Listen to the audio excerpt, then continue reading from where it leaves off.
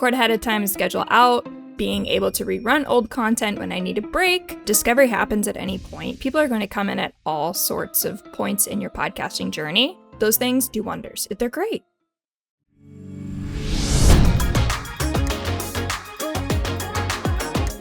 Hey everyone, and welcome to the Headliner Podcast. We're your hosts, Nicholas and Alyssa, and we're here to keep you in the loop on everything happening within podcasting and share what you can do to promote your show.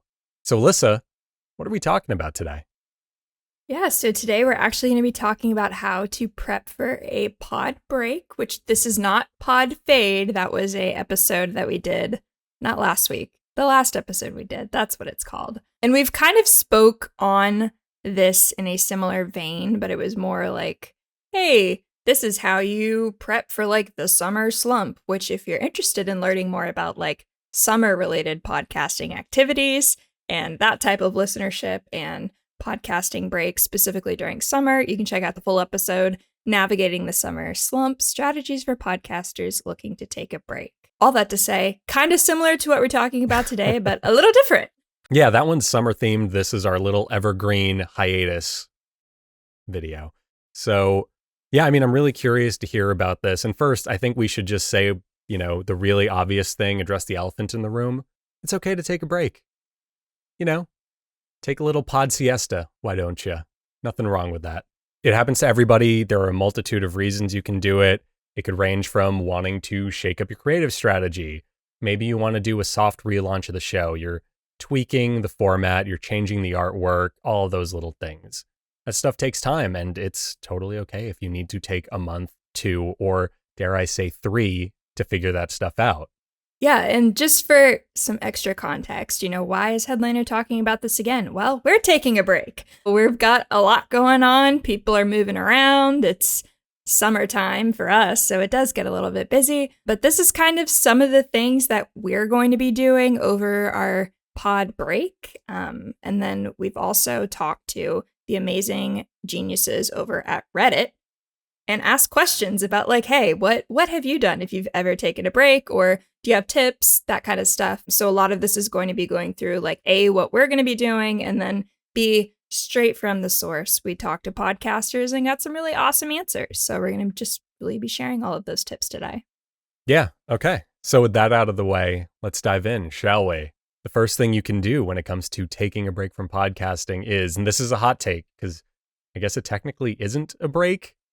You could just pre-schedule some stuff, record ahead of time if your format allows it. Maybe not helpful if you're a news show. Don't take random stabs in the dark over what'll happen. But, you can always just batch create your content and then schedule it out. And you can do the same with your social posts and what have you.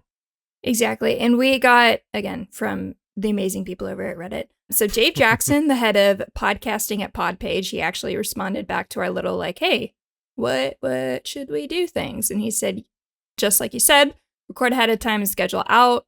Direct quote, you're giving your audience an opportunity to fill the spot in their routine.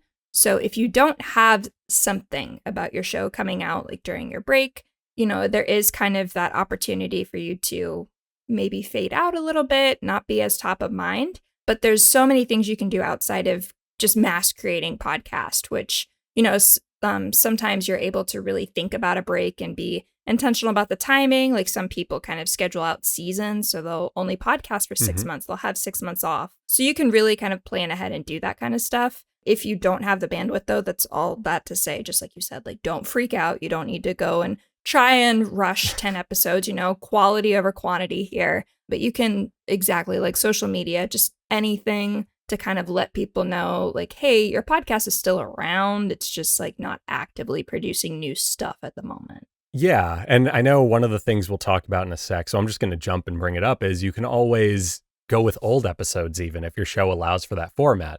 You could do the kind of time-tested television idea, right? Which is, hey, back in the day, networks would produce 22 to 26 episodes of television. That would happen over half of a year. And then the other half of the year was the time where you might just get reruns of old episodes. You would just go through the season again as people take a break or they plan the next season.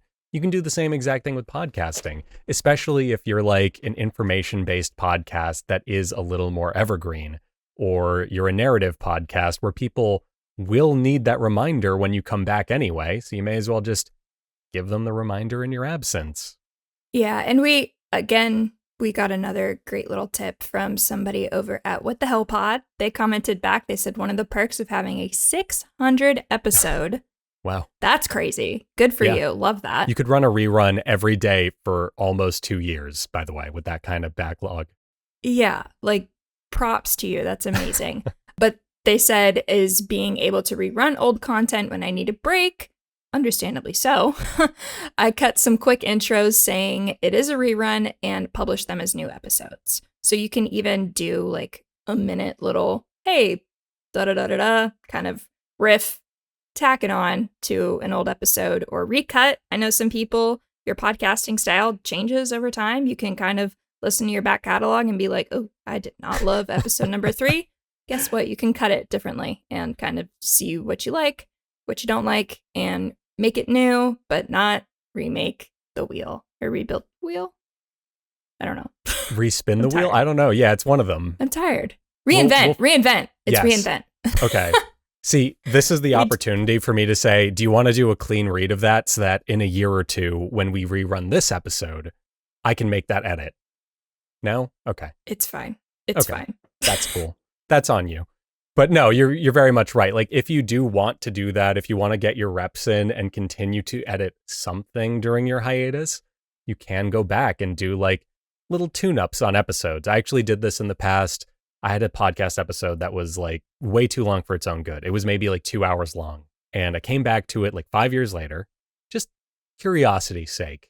I cut it down to 1 hour, and it's like one of my favorite edits I've ever done now, because how do you go from 2 hours to 1 hour and still make it feel lucid? Especially when it's me. I barely sound lucid on a daily basis. I was going to say, we struggle with basic slogans here. We need an obvious break, but that's okay. We're trying. Yeah. But no, I mean, very much so. You can do that. And I think it is, if you plan to come back anyway, I know, you take the break because you want to like be away from podcasting. I think keeping your foot in the door by recutting at least 1 or 2 episodes is great. It shows you're still invested in the programming, and it gives people the opportunity to familiarize themselves with your old stuff without necessarily having to deal with the growing pains or skip out on like the things you've already improved at. And like you said, discovery happens at any point for podcasters, especially if you are doing something kind of outside of your RSS feed to promote and grow your show. So people are going to come in at all sorts of points in your podcasting journey. So something old isn't necessarily old to them. It could be new. So it never hurts. You can always, kind of rebatch, repurpose. It's, something we love to do and something we're always singing the praises of here at Headliner. Right. That's our whole thing. Food for thought. Exactly. Yeah. And to build off of that, the host of the What the Hell Pod had mentioned that he cuts quick intros saying, hey, it's a rerun and all that stuff. Something else you can do if you're doing that is you can actually tell people, I'm going to be back on this day with a new season about X. And you can start a little vague if you don't know what that stuff is when you start doing the reruns or the re-edits. But as your show starts to come back and you start to ramp stuff up, you can actually communicate that with people and tell them this is what you're going to get on this day. It's that old TV model of like the season premiere of this show on this date. And you're going to get excited for it. It's like me with House of Dragon right now. I'm just waiting and watching. Yeah, right. You can't watch anything on HBO Max without a House of Dragon ad right now for that reason. I know. So. Next week, I'm pumped. Well, there you go. I'm just nodding politely because I haven't even seen Game of Thrones. I know. We're going to have to take that one off of the podcast. We'll take that off, Mike. Because that's a crime, but that's fine. Anyways, something that you had just mentioned. Please, if you're taking a break, tell your audience. If you can tell people when you're back, awesome. Do that. If you're not sure, that's fine, but let people know that you're taking a break and that you do plan on coming back and you're not hitting pod fade. Communication. It's fun. That's the slogan for communication today. It's a two-way street. It's a two-way street. Yeah. No, I mean, I kind of think about like that meme of the guy in the party where he's like in the corner and he's like, they don't even know I'm on hiatus. And then like everyone around him is partying and they're like, yeah, we don't know because you didn't tell us. Don't be that guy. This also marks the second podcast in a row where I made some allusion to a party. and somebody just leaving unexpectedly. But I was going to bring up the bag of ice, but I was like, no, I don't have a clean way to do it in my brain, so I'm going to ignore it. But I'm glad that you mentioned it. Well, there you go. We're also running out of analogies here, so. Yeah, we need a break to refresh all the analogies. And then something kind of secondary to telling your audience, again, this comes from Dave Jackson, add direct links to listening for old episodes. So if you're like, I love episode 23 and it's good, it's relevant, put it out there. But a direct link to listen to the actual episode, not just like, hey, follow the podcast. I mean, hey, follow the podcast is great, but sure. If you especially want to have that continued listenership throughout breaks, quick little tweets or whatever they're called, little thread posts saying like, hey, while I'm on a break, here's a great episode that talks about blah, blah, blah, blah, blah. Here's the here's the link to listen. Those things do wonders. They're great. Yeah. I mean, it's your classic marketing 101 thing. Yeah, you could say follow this or check this out. That's good for awareness. But if you want to go beyond awareness and get the actual conversions, you need specificity and you need to do it with as little friction to the potential listener as possible. So, yeah, I mean, I think that's great advice overall. And just keeping an eye on the space during your hiatus. If something happens in your specific niche that is related to your podcast or could be related to your podcast, go ahead.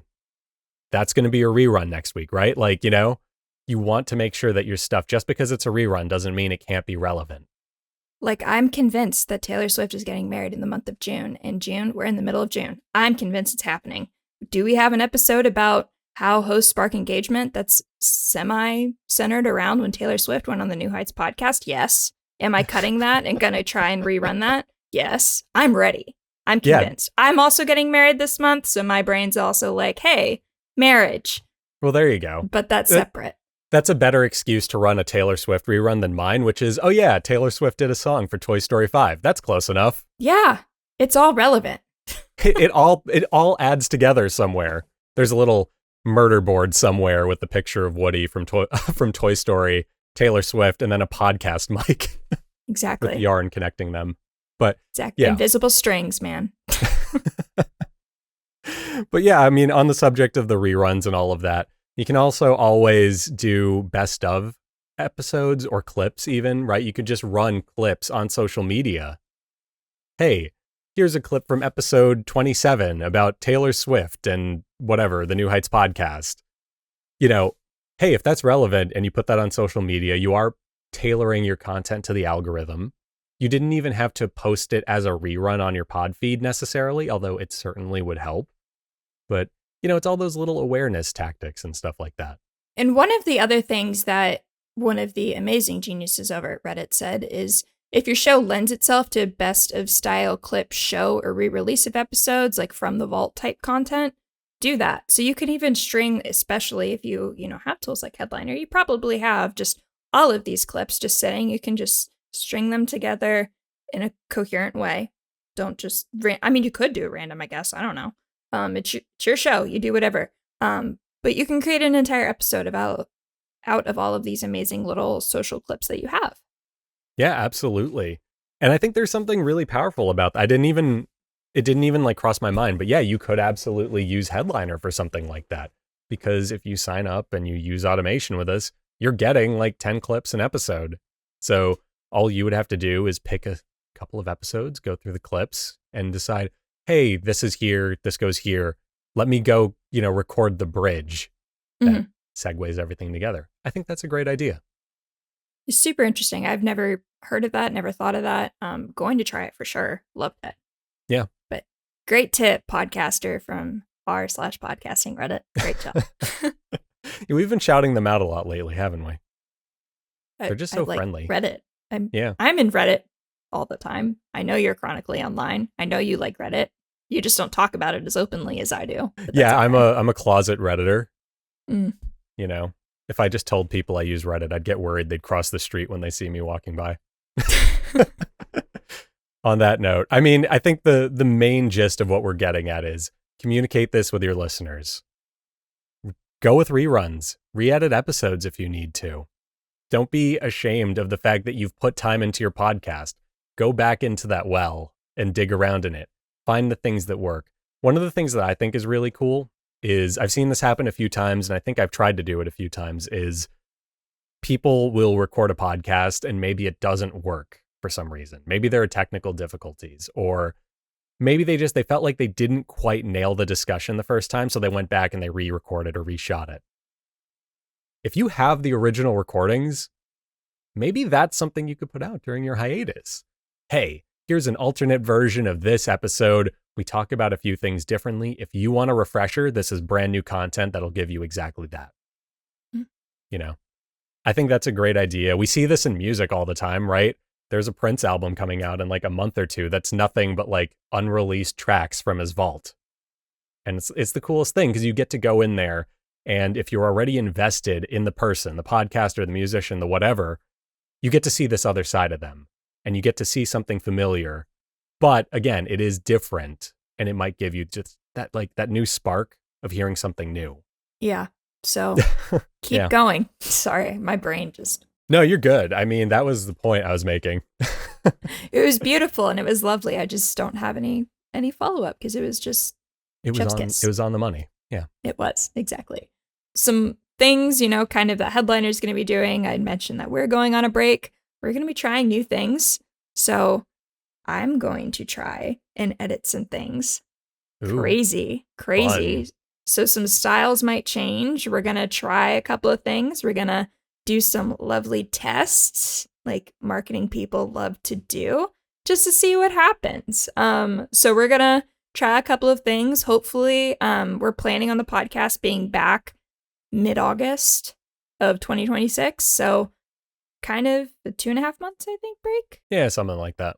That's what we're shooting for. We're probably going to come back with some more stuff on paid podcast promotion. So right now we're very much like all general things you can do to kind of help market and grow your show.